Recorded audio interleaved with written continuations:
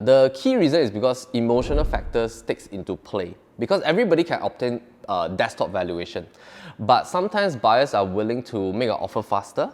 They are willing to negotiate to secure the place faster when they feel that there's very little obstacle.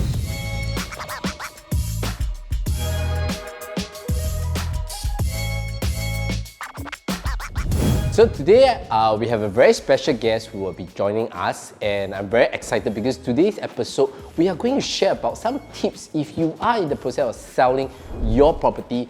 This is the episode you definitely do not want to miss out to, because we will share with you some valuable insider news. If you are going to sell, what are the things you need to take note of, and how potentially what are things you can do that will actually increase your property valuation. Today I'm very excited to have Melvin Lim from Property Lim Brothers to join us. They are one of the most specialized agency group in PLB under PropNext, which actually specialize in selling properties for their clients, and their video tours is amazing. So welcome Melvin for joining us today. Happy New Year to you as well. Happy New Year. Yeah. So today maybe you can share with us some tips how the few things that will potentially help homeowners who are in process selling, what are things they need to look out for, and how potentially they can increase their property valuations, or what are things they need to do before selling or in the process of selling. Right. Yeah. Maybe you can just do a quick introduction to the audience as well. Sure, yeah. Hi, so my name is Melvin Lim. So we are from Property Lim Brothers, and we've been in the real estate industry for the past 15 years.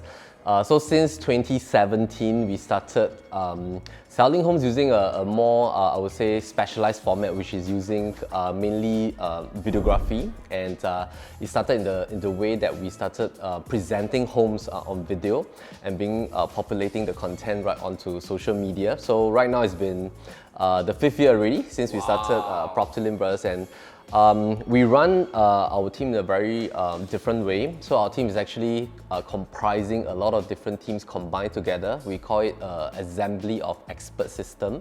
Our inside sales team specializes in taking care of our clients' portfolio, and they also specialize in, I would say, very expertise marketing. So one of the core fundamental problems that a lot of sellers faces every time when they want to put their property in the market is that, number one, they put their property too hastily into the market, meaning that they probably didn't thought of the entire thought process, and they basically just maybe shot a few photographs, quickly listing it on portals, and that would then create a chain effect of not really realizing the maximum potential of their property. So we always share with our customers, like, when you want to put your property in the market, it's really about designing the entire marketing process, knowing that the moment you put your property in the market, you're actually placing your product in the marketplace. Yes, I agree. Yeah, and you have to get the attention of as many potential and genuine buyers as fast as you can, because there's also competition from within your condominium or within your landed enclave, or within the 1 to 2 kilometers surrounding your place, and buyers must feel compelled to want to view your property virtually first, and then contact you or your broker, and then take time to come out on the weekend to physically view your place. So I would say that designing the whole process of making your product look very attractive, very compelling, is extremely important. So which is why we take time to check in with our customers, design the whole marketing campaign from scratch, go through decluttering, filming, post-production, putting a lot of motion graphics, talking about analysis, and then before we even place the property into the market. Wow, I am really amazed, because the process is a long process based on what you shared with me. Because I think usually, maybe based on my personal experience, is like when I want to sell a property, it's just like I engage agent, yes, like what you mentioned, they come down, take a few pictures, and they just post on the relevant, like example, property gurus to list the property. But your team over here is, you actually assemble the expert, which I think is very different. And from what I know of, you are actually one of the pioneers who actually started video home tour. And every time when I scroll Facebook or Instagram, I will start to see, wow, what is this new project? I will say, the overall experience I get when I'm engaging on social medias, looking at Facebook or Instagram, it's like, wow, it's another new property. Some are so excited that even though I'm not looking to buy the property, I will actually just watch the video and find out what is it. And the way you guys actually showcase the property is very different. You actually look at very fine detail. And my personal experience when I saw the video was that you actually pull out a lot of the unique things about the property, the areas. You actually, basically today, if I'm looking to buy a property at a certain area, you basically tell me, okay, look, here are the markets and here are the schools, da da da. Basically, I don't need to do any research. You already tell me within one click what are the schools I'm looking at from this property working to MRT. So I was like, well, every time I get to learn something new by watching your video, because I kind of like, oh, this property at this area, what do they have? So even I'm not buying a property at this point in time, it makes me want to watch the video, and I think it's very interesting. This is one of the things I think what I personally gotten. So next, another point I was thinking, with the new cooling measures our government has came out in December 16, so how has it affected the market so far? Yeah, that's a very interesting question, Kenneth. So for the entire 2021, even at the start of the year, everybody has been speculating will our government come up with any new cooling measures and things like that. So true enough, I think towards the last quarter, the very first thing that came out was the prime housing policy, the new policy governing prime properties, HDB apartments, if they're of a BTO status. So that was the first one. Then shortly after that, during 16 December, the increase in ABSD and of course the TDSR, right? So I would say that though ABSD has always been one of the largest news, but based on what we're seeing right now in the early part of 2022, so far we have not seen much dampening in terms of buying activities. I think the key reason is because the very last round of cooling measures, which was the most heavy one, was in 2013. And that was also the year when TDSR was firstly introduced. ABSD was increased.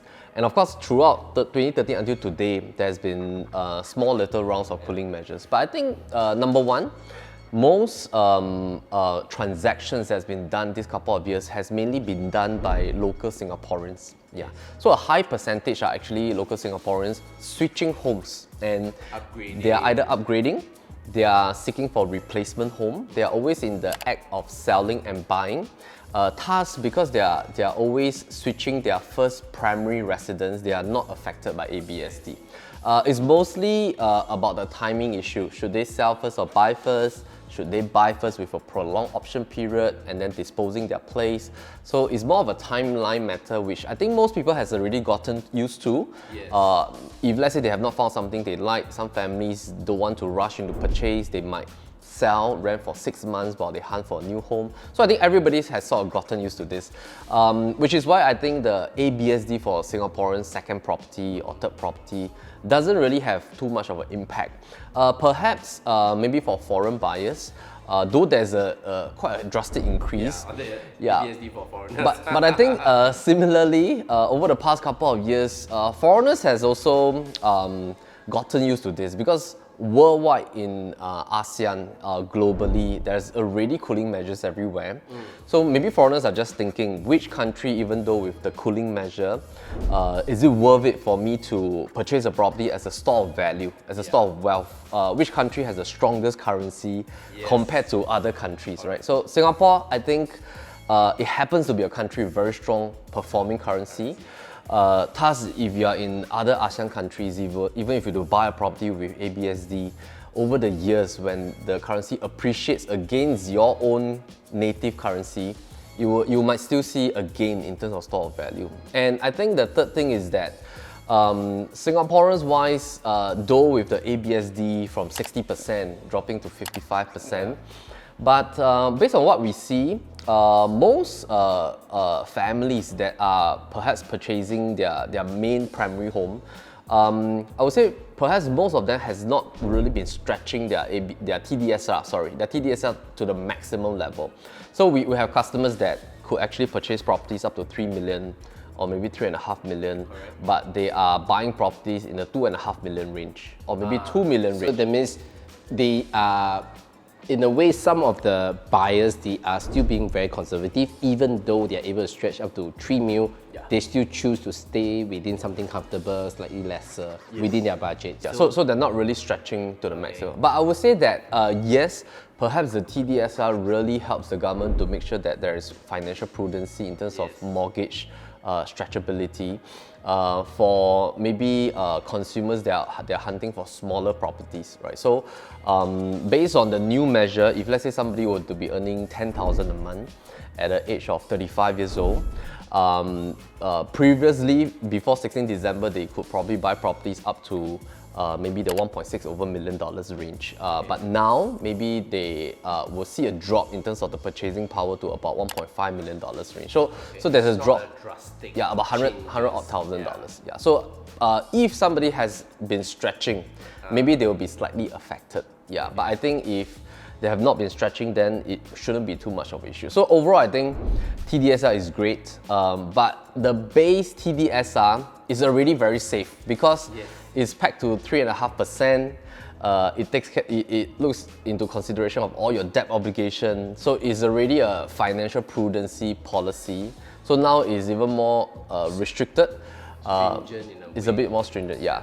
Yeah. We can also see where the government's direction is going. They're trying not to come up with too drastic measures at one go.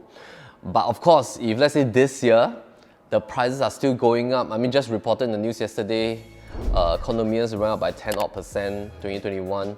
So if this year, if it still continue to go up, then of course, there might be a possibility that new cooling. Yes, that could still be based on what we see. I think before last year, December, the previous one I recall was in 2018, 5th July. That was whereby government introduced a lower LTV. We used to get 80%. And it reduces to 75. And this round, back in 2018, because they released in evening time, so everybody, all the developers start to, okay, let's start our business now. And everybody's rushing to the showback to purchase. But this round, they actually released the news at 11:40 plus in the closing to midnight, and consumer can't react. And then there wasn't a very big surge. Everybody just kind of adapt to the changes this round. Wow. So it's really amazing for this round of cooling measures. So I will also agree that if the property price still continue ups, then maybe if government still introduce new cooling measures, that will even more that might slow down the market by a bit if the price still continue hype in one way or the other way. Okay. So maybe you can also share with us what will help homeowners to shorten their time frame for selling their property or make it easier for them when they are selling their properties. Yeah. So I would think the very first thing is to first do research first. So let's say I'm a homeowner, the very first thing is to do research on the type of properties that is surrounding me that might directly compete with my property. So homework is definitely very important. So for example, let's say I own a 3-bedder in a particular condo. The first thing is to look for who are my closest competitors within my same project. So of course my neighbors will then become sort of my competitors in a sense. Secondly is to look for live listings. That means listings that are still currently for sale in the market within a 500 meters to a kilometers radius. Now the reason for doing so is that when you look at live listings, you get to see what are the choices that your potential buyer is contemplating. That means when they come to see your property, what 5 to 10 other properties are they trying to compete with in their mind? Because they can only make one offer and secure one property. So basically a buyer, they will also do their homework. They will see 10, 20, 30 properties before putting on an offer and negotiating it. So it's a very emotional process for purchasing. But when it comes to selling, the good thing is that as a home seller, you are less emotional and you can be more factual. So do homework on your competition. Number 2, of course, check your bank valuation and try to assess, is the current market a seller's market or a buyer's market? Okay. If it's a seller's market, you will see in the news, prices are going up. You will also see very low inventory in the market. That means when you go to portals, you'll see that, hey, why is it that the amount of listings are very little? If it's a seller's market, you will also realize that it is easier to sell, harder to buy. Because it's easy to put your property in the market and it can be gone very quickly. But when you want to purchase, there's a lot of competition. Yeah. So right now, starting from 2020 circuit breaker season all the way until today in the early part of 2022, actually we are still in the seller's market. Wow, Yeah. so good news if you are in the process to sell.